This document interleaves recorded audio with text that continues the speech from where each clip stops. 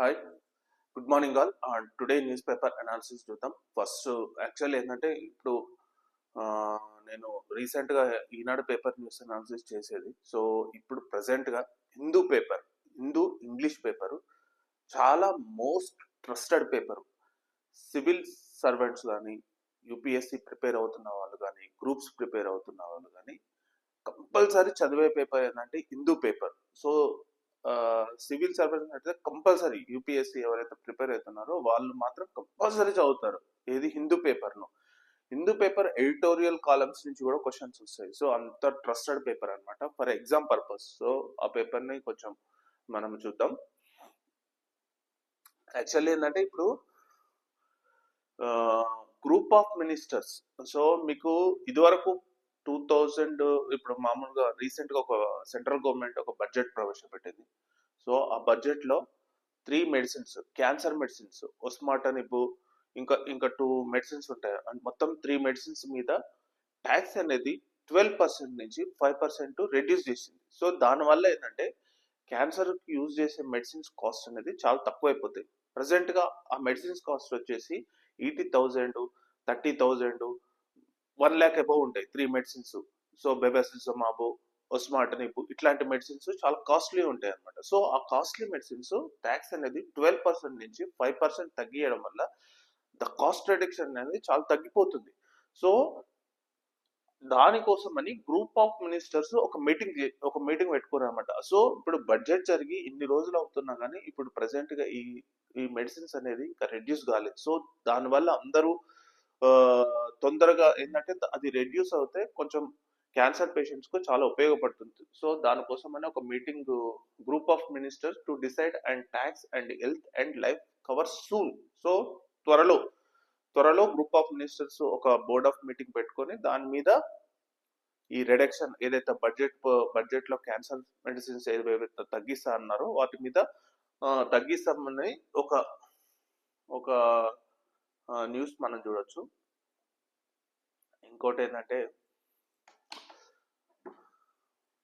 Supreme court ask west Bengal doctors to resume hospital duty today. So మీకు అందరికీ తెలిసిందే,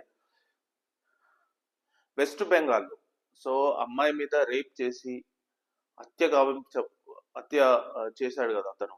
so దాని మీద డాక్టర్స్ చాలా ప్రొటెస్ట్ చేస్తున్నారు, ఏది west Bengal. So supreme court ఏం చెప్పిందంటే ఇంకా మీ ప్రొటెస్ట్ ను ఆపి డ్యూటీలో జాయిన్ కామని వెస్ట్ బెంగాల్ డాక్టర్స్ కు సుప్రీం కోర్టు ఒక సూచనగా ఇచ్చిందనమాట. సో ఇది ఏమన్నా కేసు ఉంటే మేము చూసుకుంటాం, సో మీరు మాత్రం అది రెజ్యూమ్ చేయండి అని చెప్పి అదొకటి మనం చూడవచ్చు మేజర్గా.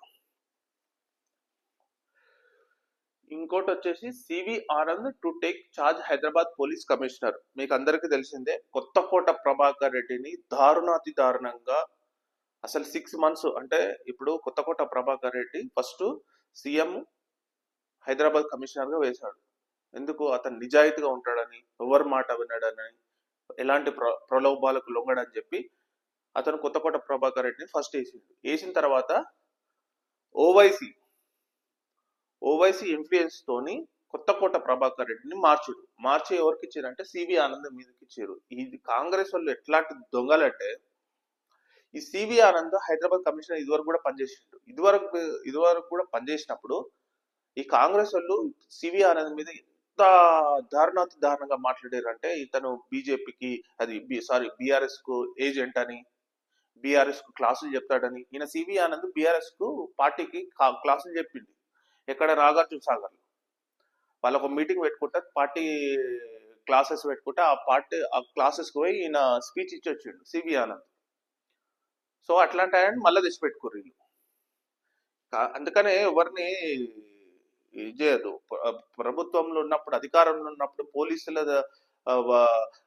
తీరు ఒక తీరు ఉంటది, ప్రతిపక్షంలో ఉన్నప్పుడు ఒక తీరు ఉంటది. అంటే ఈ నాయకులు కూడా మారుతారు అనమాట.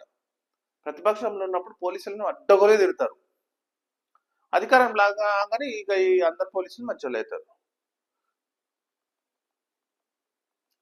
సో అట్లుంటది అనమాట ఇది.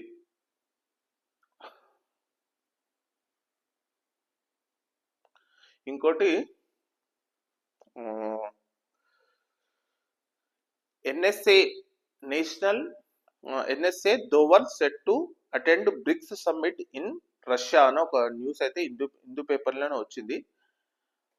సో మనకు జాతీయ భద్రతా సలహాదారు ఎన్ఎస్ఏ ఎవరంటే అజిత్ దోవల్. సో అజిత్ దోవల్ ప్రజెంట్ గా నెక్స్ట్ బ్రిక్స్ మీటింగ్ అనేది రష్యాలో ఉందన్నమాట. సో బ్రిక్స్ మీటింగ్ అంటే Brazil, Russia, India, China, south Africa. So ఈ 5 కంట్రీస్ తో కలిపి ఒక కూటమిగా ఏర్పడిన దాన్ని బ్రిక్స్ అంటారు. సో ఈ బ్రిక్స్ మీటింగ్ రష్యాలో ఉంది. సో ఈ రష్యాలో ఈ ప్రెసిడెంట్స్ మీటింగ్ బిఫోర్ ఏంటంటే సో సెక్యూరిటీ అడ్వైజర్స్ మీటింగ్ జరుగుతుంది అనమాట ప్రెసెంట్ గా. సో వెనస్డే రోజు జరుగుతుంది. సో ఆ వెనస్డే రోజు జరుగుతున్న దానికి అజిత్ దోవల్ అటెండ్ అవుతున్నా అనమాట. అదొక న్యూస్ మనము ఇది హిందీలో చూడొచ్చు. ఇంకోటి ఏంటంటే Israel rights worsening west bank situation. So మీకు అందరికి తెలిసిందే ఇజ్రాయిల్. సో ఇజ్రాయిల్ ప్రజెంట్ గా అనేది యుద్ధం ఆపే సిచ్యువేషన్ అయితే లేదు. సో యుద్ధం అనేది కంటిన్యూ అవుతుంది. సో వెస్ట్ బ్యాంక్, గాజా, పాలస్తీనా ఏదైతే స్ట్రిప్స్ ఉన్నాయో గాజా స్ట్రిప్, వెస్ట్ బ్యాంక్ మీద విపరీతమైన యుద్ధం అయితే కంటిన్యూ చేస్తూనే ఉంది. సో అది ఎప్పుడు ముగుస్తుందా, అసలు దీని మీద ఎవరైనా మధ్యవర్తిత్వం చేస్తారా అనేది ఎవరికి అంతుపట్టలేని ఒక ఇది అన్నమాట. సో ఇదొకటి మనం చూడొచ్చు.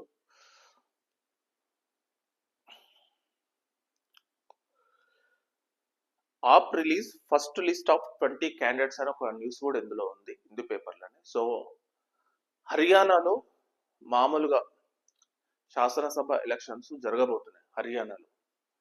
సో కాంగ్రెస్, ఆమ్ ఆద్మీ పార్టీ పొత్తుతో ఎలక్షన్లకు నిలవాలని అనుకున్నారు. కానీ ఏమైందో ఏమో తెలియదు, కానీ ఆ పొత్తు బ్రేక్ అవ్వదు. సో బ్రేక్ కావడం వల్ల ఆప్ ఇప్పుడు ప్రజెంట్ గా మనీష్ సిసోడియా, సో ఢిల్లీ ఉప ముఖ్యమంత్రి, మొన్ననే రిలీజ్ అయ్యాడు. సో అతను రిలీజ్ చేశాడు ఒక 20 క్యాండిడేట్స్ ఆప్ కు. సో మరి ఇది కాంగ్రెస్ కు ఆప్ కు ఇద్దరికి దెబ్బ. ఎందుకంటే వీళ్ళ ఓట్లే చీలిపోతాయి. సో వీళ్ళ ఓట్లు చీలిపోవడం వల్ల బీజేపీకి ప్లస్ కావచ్చు. సో మరి వీళ్ళు ఏమనుకొని మరి ఎక్కడ మిస్టేక్ జరిగిందో ఏమో, కానీ వీళ్ళు పొత్తు పెట్టుకుంటామని అనౌన్స్ చేసారు. అనౌన్స్ చేసిన తర్వాత ఏమైందో ఏమో తెలియదు, కానీ వీళ్ళు ఇప్పుడు ప్రజెంట్ గా అయితే పొత్తు అయితే లేదు. So Aam Aadmi Party 20 MLA candidates లిస్టును రిలీజ్ చేసింది ఈరోజు. సో అది చూడొచ్చు మనం.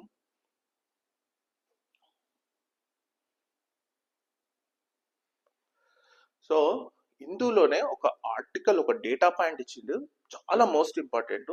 Over 70% child deaths linked to mall nutrition, low birth weight the biggest risk factor. So 70% child, మన ఇండియాలో చిన్నపిల్లల మరణాలు అనేది చాలా అధికంగా ఉంటాయి. సో ఏ కంట్రీలో అంటే ఫారిన్ కంట్రీలో, ఇప్పుడు అమెరికా కానీ, ఫ్రాన్స్ కానీ, జపాన్ కానీ, ఇంగ్లాండ్ కానీ, చైనా కానీ, ఈ దేశాల కంటే చిన్నపిల్లల మరణాలు చాలా ఎక్కువ. దేనికి కారణం అంటే దీనికి మేజర్ కారణం వచ్చేసి mall nutrition. So nutrition food అనేది చాలా మంది వాళ్ళ తల్లులు తీసుకోవట్లేదు. మీకు తెలుసో తెలియదు, చాలా మంది ఎవరైతే గర్భం దాల్చిన 7th మంత్ 8th మంత్ కూడా వర్క్ చేసేటోళ్ళు చాలా మంది ఉన్నారు. కొందరు the percentage of India is working, ఎవరైతే గర్భం దాల్చిన తర్వాత గర్భంతో 7th మంత్ 8th మంత్ కూడా వర్క్ చేసేటోళ్ళు ఉన్నారు. సో మాల్ న్యూట్రిషన్ అంటే సరి అయిన పోషక పదార్థాలు తీసుకోవట్లేదు. సో గవర్నమెంట్స్ అనేవి ఇస్తున్నాయి, కొన్ని పోషక పదార్థాలు ఇస్తున్నాయి, కానీ 70% ఇప్పటికి కూడా 70% death is linked to mall nutrition. పోషక పదార్థాలు సరియైన టైంలో సరి అయిన విధంగా అందక ఈ చైల్డ్ డెత్స్ అనేవి జరుగుతున్నాయని హిందూ పేపర్లో ఒక డేటా పాయింట్ ఇచ్చారు, చాలా important. Low birth weight is the biggest risk factor. So low birth weight అంటే చాలా బరువు చాలా తక్కువగా ఉంటారు అనమాట. పుట్టిన అంటే చాలా బరువు తక్కువ ఉంటారు. అదొక మేజర్ రీజన్. సో మేజర్గా ఏంటంటే ఇప్పుడు మాల్ న్యూట్రిషన్ అంటే పోషక పదార్థాలు సరిగా ఇవ్వక పిల్లలకు, అంటే పుట్టిన పుట్టిన పిల్లలకు ఇవ్వక ఆ 70% డెత్ రేట్ అనేది దీనికి సంబంధించినవి. అంటే సరియైన ఆహార పదార్థాలు ఇవ్వకనే ఈ డెత్ రేట్ అనేది జరుగుతున్నాయి అని చెప్పి ఒక data point Hindu paper release చేసింది. సో అదొకటి. సో ఇంకోటి వచ్చేసి పారా ఒలింపిక్స్ గురించి కూడా హిందూ పేపర్లో వచ్చింది. సో మేజర్గా పారా ఒలింపిక్స్లో ఇండియా పొజిషన్ వచ్చేసి 18th. సో 25 మెడల్స్ టార్గెటెడ్గా పారా ఒలింపిక్స్ దిగారు. సో 25 దాటి 29 మెడల్స్ వచ్చినాయి ప్రజెంట్గా. సో అది చాలా గ్రేట్. అందులో 7 మెడల్స్ వచ్చినాయి. ఏది? గోల్డ్. నార్మల్ ఒలింపిక్స్ చూస్తే మీరు ఒక్క గోల్డ్ కూడా రాలేదు. సో ఇందులో 7 మెడల్స్ వచ్చాయి, 13 సిల్వర్ వచ్చాయి.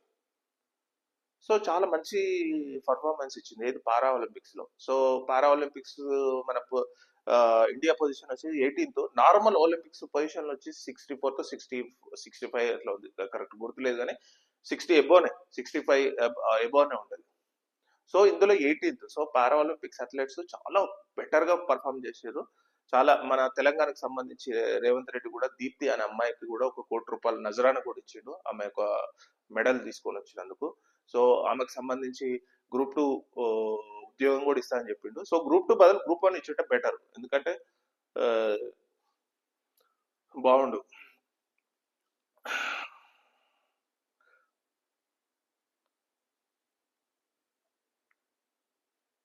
ఇంకా NIMS host advanced scientific program on TMS. So NIMS హాస్పిటల్లో ఒక టిఎంఎస్ గురించి ఒక అడ్వాన్స్డ్ ఒక ప్రోగ్రామ్ జరుగుతుందంట. సో దాని గురించి కూడా మనకు ఇందులో ఇచ్చారు. So will not demolish permanent structures in the FTL and buffer zones, Hydraa commissioner. So FTL buffer zone లో ఉన్న కొన్ని కట్టడాలు, సో ఇప్పుడు హైడ్రా దాని గురించి తెలిసిందే, హైదరాబాద్ డిజాస్టర్ మేనేజ్మెంట్ ప్రొటెక్టింగ్ అరే అది ఏదో ఉంటది. సో హైడ్రా, సో దాని కమిషనర్ వచ్చేసి రంగనాథన్. సో ప్రజెంట్ గా మాత్రం కొంచెం వ్యతిరేకత స్టార్ట్ అయింది దాని మీద. స్టార్టింగ్ లో కన్వెన్షన్ కూల్చినప్పుడు మిగతా కొన్ని కూర్చున్నప్పుడు చాలా పాజిటివ్ ఉండే, కానీ ఇప్పుడు మెల్లగా నెగిటివ్ స్టార్ట్ అయింది. ఎందుకు నెగిటివ్ స్టార్ట్ అయిందంటే చాలా మంది అక్కడ కొంచెం పేద ప్రజలు కొంచెం గుడిసెలు వేసుకొని దాని తర్వాత కొంచెం జర చిన్న చిన్న ఇల్లులు కట్టుకొని చాలా కాలనీస్ ఉన్నాయి అక్కడ. సో ఆ కాలనీస్ మొత్తం కూల్చడం వల్ల వాళ్ళు దిక్కులేని అనాథలుగా మారారు చాలా మంది.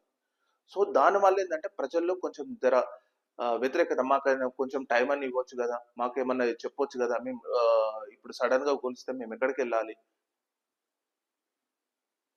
కానీ హైడ్రా ఏంటంటే పేద ప్రజల జోలికి వెళ్ళము, పేదల ఇళ్లను కూల్చము అని ఒక స్టేట్మెంట్ అయితే ఇచ్చింది, కానీ అది ఎంతవరకు జరుగుతుందో లేదో చూడాలి. సో దీని మీద మన ఫస్ట్ అయితే ఏదైతే పాజిటివ్ గా స్టార్ట్ అయిందో ఇప్పుడు క్రమంగా నెగిటివ్ గా మారబోతుంది హైడ్రా దాని గురించి. ఎందుకంటే మీరు కూల్చేయి మామూలు ప్రజల ఇళ్లను లేకపోతే విల్లాలు అంటే ఇప్పుడు ప్రజెంట్ గా కొందరు విల్లాలు పాపం వాళ్ళు 1 crore 2 crore 3 crore పెట్టి కొనుక్కున్నారు, ఆడ మేజర్ గా విల్లాలు కూలుస్తున్నారు. సో దానికి పర్మిషన్ ఇచ్చింది మున్సిపల్ కానీ ఈ కరెంట్ కానీ. వీళ్ళ ఆఫీసెస్ మీద ఎందుకు చర్యలు తీసుకోవట్లేదు? వీళ్ళు పర్మిషన్ ఇచ్చారు. సో పర్మిషన్ ఇచ్చేటప్పుడు వాళ్ళకి తెలియదా ఇది ఎఫ్టిఎల్ జోన్ లో? మున్సిపల్ సిబ్బందికి తెలియదా? బిల్డర్ సెక్షన్స్ వాళ్ళకి తెలియదా ఇది ఎఫ్టిఎల్ జోన్ లో ఉంది, ఇది బఫర్ జోన్ లో ఉంది, దీనికి పర్మిషన్ ఇవ్వమని చేయవదా? వాళ్ళు డబ్బులు తీసుకొని లంచాలు తీసుకొని వీళ్ళు పర్మిషన్ ఇచ్చి ఆ బిల్డర్ పర్మిషన్ తెచ్చుకొని ఇప్పుడు వీళ్ళు బ్యాంక్ లోన్లు పెట్టుకొని వీళ్ళు 1 కోటి 2 కోట్లు పెట్టి విల్లాలు కొలిస్తే వాళ్ళు సడన్ గా కొలిస్తే వాళ్ళు ఎంత నరకం అనుభవిస్తున్నారు. సో కొంతమంది ఆత్మహత్య కూడా ప్రయత్నించారు. సో ఇట్లాంటి కేసెస్ అనేది జాగ్రత్తగా హ్యాండిల్ చేయాలి, లేకపోతే ఇది పూర్తిగా నెగిటివ్ గా మారే అవకాశం ఉంటుంది. సో అది కూడా ఒకటి మనం ఇందులో చూడొచ్చు.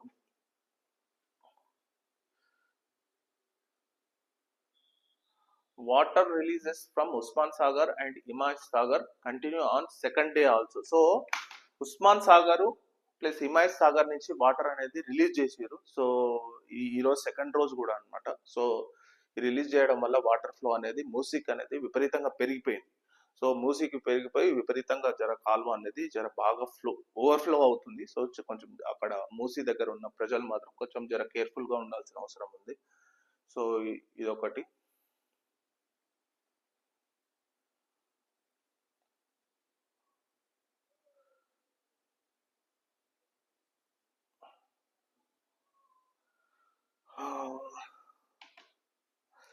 ఇంకోటి మేజర్ గా కాంగ్రెస్ పార్టీకి ఒక ఛాలెంజ్.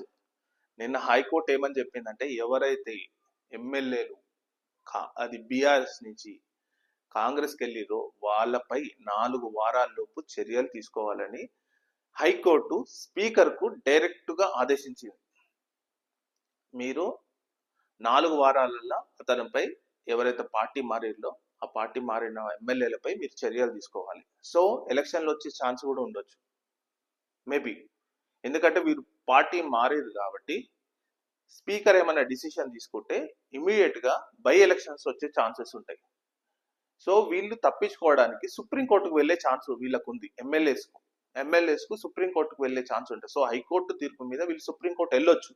సుప్రీంకోర్టు ఏమైనా స్టే ఇస్తుందా లేదా అని చూడాలి. ఎందుకంటే మేము ఇది స్పీకర్ గా ఇప్పుడు హైకోర్టుకు అధికారం లేదు, స్పీకర్ పై ఇట్లా తీసుకునే డిసిషన్ మీద హైకోర్టు ఇట్లా తీసుకోమనేది కరెక్ట్ కాదని చెప్పి వీళ్ళు ఏమన్నా సుప్రీంకోర్టుకి వెళ్తే సుప్రీంకోర్టు ఏ డిసిషన్ తీసుకుంటుందో చూడాలి. సో సుప్రీంకోర్టు ఒకవేళ మేము తలదోషం, హైకోర్టు తీర్పులో తలదోషం, సో మాకు సంబంధం లేదని అంటే కంపల్సరీ 4 వీక్స్ తర్వాత స్పీకర్ ఏదో ఒక డిసిషన్ తీసుకోవాలి. డిసిషన్ అంటే వాళ్ళ పార్టీ మారిపోయారు కాబట్టి కంపల్సరీ అనర్హత వేటు వేయాల్సి వస్తుంది. సో అనర్హత వేటు వేయాల్సి వస్తే కంపల్సరీ వాళ్ళు పదవులు కోల్పోయి ఈ మళ్ళీ బై ఎలక్షన్స్ లో మళ్ళీ నిలబడాల్సి వస్తుంది. ఈసారి బై ఎలక్షన్స్ వస్తే మాత్రం కాంగ్రెస్ కు చాలా టఫ్ టైం నడుస్తుంది. ఎందుకంటే అంత పాజిటివ్ గా లేదు కాంగ్రెస్ కి ఇప్పుడు ప్రెసెంట్ గా. స్టార్టింగ్ ఉన్న పాజిటివ్ పాయింట్ ఇప్పుడు లేదు. అదే పాజిటివ్ పాయింట్ నిలబెట్టుకోవాలంటే చాలా కష్టతరమైన పని.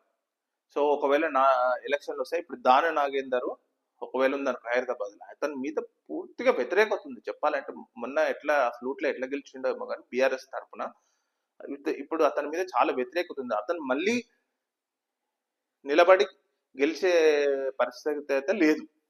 సో చాలా మంది ఎమ్మెల్యేస్ కు ఇదే పరిస్థితి ఉంది. మీరు పార్టీ మారేది కాబట్టి సో మళ్ళీ ఎలక్షన్ నిలబడి గెలుస్తామన్న ఆలోచన లేదు. సో ఒకవేళ 4 వీక్స్ తర్వాత సుప్రీంకోర్టు ఇన్వాల్వ్మెంట్ లేకుండా 4 వీక్స్ తర్వాత ఏమన్నా స్పీకర్ డెసిషన్ తీసుకొని బై ఎలక్షన్స్ వస్తే మాత్రం కాంగ్రెస్ కు చాలా టఫ్ టైం. ఒకవేళ గెలవకపోతే రేవంత్ రెడ్డి పదవిపై కూడా నీళ్ళు కమ్ముకునే అవకాశం కంపల్సరీ ఉంటుంది. సో ఇదండి news analysis. Thank you very much.